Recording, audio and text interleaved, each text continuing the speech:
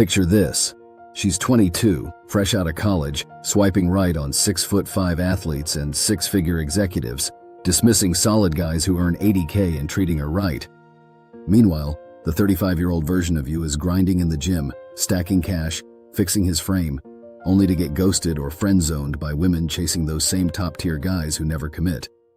This is the rigged reality of modern dating, a system engineered over years to inflate women's self-perceived mate value and expectations while pressuring men to endlessly upgrade themselves. A woman is born with her entire lifetime supply of eggs, usually around 1 to 2 million. By age 37, the average woman only has roughly 2.5% of her eggs left. Fertility peaks around the age of 19 to 22.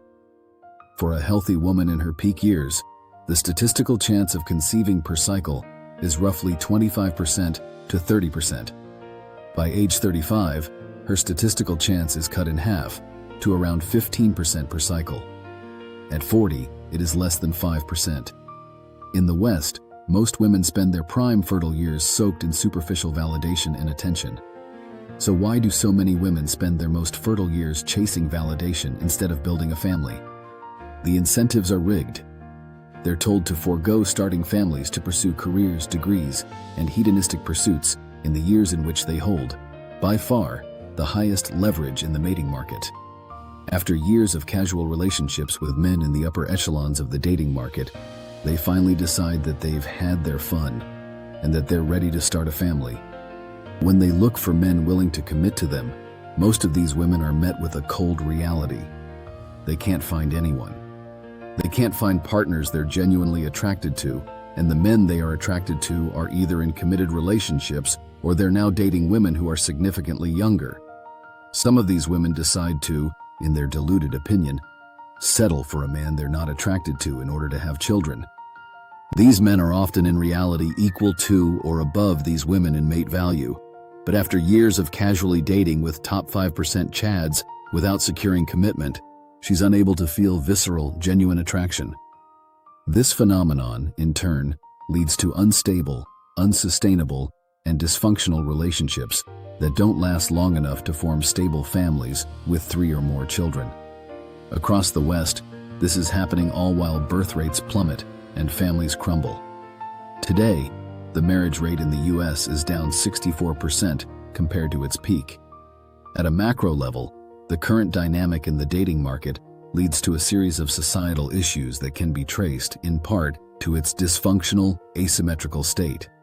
Today, we're exposing the hidden forces behind this chaos, from historical influences to today's digital traps, and why the so-called solutions might be part of the problem, so you can break free and build the life you deserve. Welcome to Prime Male Evolution, the channel where we deliver raw, unfiltered insights to help men in their 30s, 40s, and 50s navigate the modern world with clarity and strength. Unfortunately, due to the nature of some of my scripts, the algorithm doesn't seem too keen on promoting my videos. In an attempt to make my videos more acceptable to the algorithm, I will change certain words in this script, hoping that doing so will prevent my video from triggering the wrath of our overseer. Whether it works or not remains to be seen. In this video, we're tackling the phenomenon of artificial mating market value inflation, often referred to in popular culture by a term I can't use in this video. Let's just say it rhymes with bow station. The concept refers to that economic-like inflation where women's standards and expectations in dating have ballooned out of control. They're demanding premium qualities from men while most often offering far less in return. The current dynamic is creating a marketplace where even basic initial courtship costs a fortune, both in terms of money and effort. The current inflationary dynamic in the dating market is comparable to how printing too much money devalues currency. Flood the market with endless options, validation, and cultural messages telling women they're perfect as is, and suddenly the price for commitment skyrockets. The current state of affairs is leaving most men paying more for dates and relationships that deliver far less stability, loyalty, and mutual value than ever before. This isn't about blaming anyone. It's about understanding the incentives that got us here, so you can make smarter choices in a system that's not designed for your success. Let's start with the cold data that paints the picture. Recent surveys show that by their early 20s, many American women have had multiple intimate partners.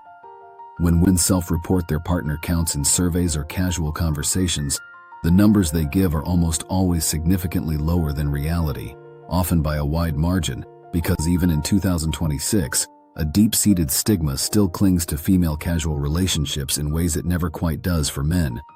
Admitting to a high number instinctively feels like handing over ammunition that could instantly tank their perceived mate value. Men, especially high-value ones, screen hard for a woman's history when it comes to intimacy, and most women know on a visceral level that a clean or low count signals loyalty, pair bonding strength, and lower risk of drama or divorce. So they shave off a few or many partners, round down, conveniently forget hookups or situationships, or frame past flings as relationships to soften the blow. They do this all while the real tally, quietly tracked by their own memories, phones, or close friends, sits much higher. The gap between stated and actual partner count isn't just a small fib. It's a calculated self-preservation instinct wired into female hypergamy and the biological reality that their past is a far stronger predictor of relational stability than a man's ever will be. Surveys such as the CDC's National Survey of Family Growth in 2019 indicate that women aged 25 report a self-stated median of about 4.3 lifetime partners. However, due to persistent social stigma and the incentive to downplay numbers that could lower perceived mate value, the most likely actual average in the US is significantly higher, potentially ranging from 9 to 12 or more. This isn't judgment, it's reality in a culture that has normalized casual encounters, and it's contributing to plummeting birth rates. The US fertility rate hovered around 1.6 children per woman in 2024. This is well below the 2.1 needed to sustain the population, with births declining year over year and projections showing further drops in 2025 and beyond. Meanwhile, the loneliness epidemic hit men hard. 25% of young men report feeling lonely, 63% of men are single, and over 50% say they have given up on dating. Self-unaliving rates for males are 4 times those of women, and 15% of men say they have no close friends. If you're one of the 63% of men who are single, feeling invisible, or questioning your worth, know this: you're not broken. The market is broken. And once you see how it got broken, you can stop playing by its rules. On the flip side, platforms like OF raked in over $7 billion in fan spending in 2024, with creators pocketing nearly $6 billion. Such platforms have turned female attention into a lucrative business, further inflating perceptions of value while failing to build real relational skills. So how did we get here? The roots of this mess trace back to novel boomer ideologies and social changes over the last century that shifted incentives for women away from traditional family roles toward independence, career focus, and freedom. Accountability and strategic long-term relational thinking was actively discouraged in the name of hedonistic pleasure and individualistic pursuits. These historically novel ideologies often frame this message as empowerment, but 50 years later, we're seeing the societal consequences. The Cultural Revolution and novel ideologies born from noble intentions of liberation and equality, but amplified exponentially by social media and dating apps, have led to unforeseen consequences that have unraveled the fabric of society in profound ways. It has created a mating market so dysfunctional that it has shattered the nuclear family, driven birth rates to historic lows, and spawned epidemics of loneliness, mental health crises like anxiety and depression, and surging STD infections as casual encounters become normalized. This breakdown has not only eroded traditional bonds of commitment and stability, leaving generations of children in single-parent homes with poorer outcomes in education and emotional well-being, but has also forced governments to rely on mass immigration of low-skilled workers to bolster aging populations and faltering economies, often straining social services, increasing crime rates in overburdened communities, and stifling economic growth through higher welfare demands and lower productivity. Ultimately, what began as a push for personal freedom has morphed into a cycle of isolation and societal decay, where short-term gratification overrides long-term legacy, turning potential families into fragmented individuals chasing validation in a digital void. Historical figures like early advocates for women's rights and birth control pushed for liberation from what they saw as restrictive norms, but this opened the door to a culture where intercourse became decoupled from commitment, and it became amplified by inventions like the pill and later by digital tools. Influencers like Kinsey with his research on intimacy, Hefner with Playboy normalizing casual encounters, and Sanger with Planned Parenthood promoting family planning all contributed to a worldview where personal fulfillment trumped family formation. Many of these movements were funded by institutions that saw value in these shifts. Fast forward, and today's media, rom-coms, and social platforms bombard young women with messages that they're enough as is, deserve the best without compromise, and that they should never settle. Men are told to fix everything about themselves, to be worthy of anything. The solution to all of women's problems, apparently, is to practice more self-love. Young men? They are told to simply do better. This one-sided push creates the phenomenon of mate value inflation. Average women feel entitled to top-tier men because endless validation from apps and likes convinces them they're infallible queens. The artificially globalized online mating market exposes them to men of high mate value across the globe who will gladly engage short-term and string multiple average women along for the sake of novelty and variety. Growing up, many women were indoctrinated by modern movies and TV shows. These shows featured infallible, all-powerful Mary Sue female characters. These characters effortlessly defeated physically superior men, soldiers, bodyguards, trained fighters, and even superhuman opponents. This has systematically and culturally inflated many women's self-perceptions. It convinced them they possess innate, effortless superiority in strength, competence, and dominance. This belief exists despite clear biological and statistical realities to the contrary. This portrayal is not accidental entertainment. It represents a deliberate cultural effort. The goal is to elevate women's sense of mate value and their sense of entitlement. This elevation comes at the direct expense of men. It systematically diminishes male physicality, skill, and authority in the popular imagination. It conditions generations of women to view themselves as inherently above the men around them. Virtues like chastity, humbleness, demureness, femininity, purity, nurturing, loyalty, and homemaking skills, once prized, take a backseat to degrees, travel, clout, and hedonistic pursuits. As a result of this programming, women view men as disposable objects for entertainment and a source of validation during their most fertile years. They mistakenly think they can ride this power dynamic into their 30s, but they underestimate how quickly their leverage declines. The result is a dating market where women chase status signals, credentials, attention, options, over building homes or partnerships, expecting men to provide while they pursue self-expression. But where's the equivalent pressure on women to improve in ways that matter for long-term relationships? Instead, critique gets labeled as hatred, while men face non-stop correction, get fit, earn more, build confidence, become dangerous. Men having standards or mating preferences? Labeled as misogyny. In some ways, this asymmetry has been a net positive for men's individual growth, producing better individuals, but it leaves women unprepared for the realities of commitment. They are often obsessing over superficial validation, rather than cultivating the qualities that make marriages thrive. And it's not random, it's profitable. An economy where female affirmation sells, from beauty products to empowerment seminars, thrives on telling women they're perfect, while guilt-tripping men into keeping them consuming self-help content.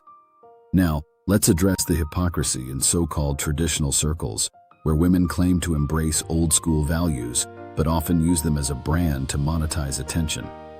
These trad wives preach homemaking and submission, while filming it in 4K with ring lights and sponsored outfits.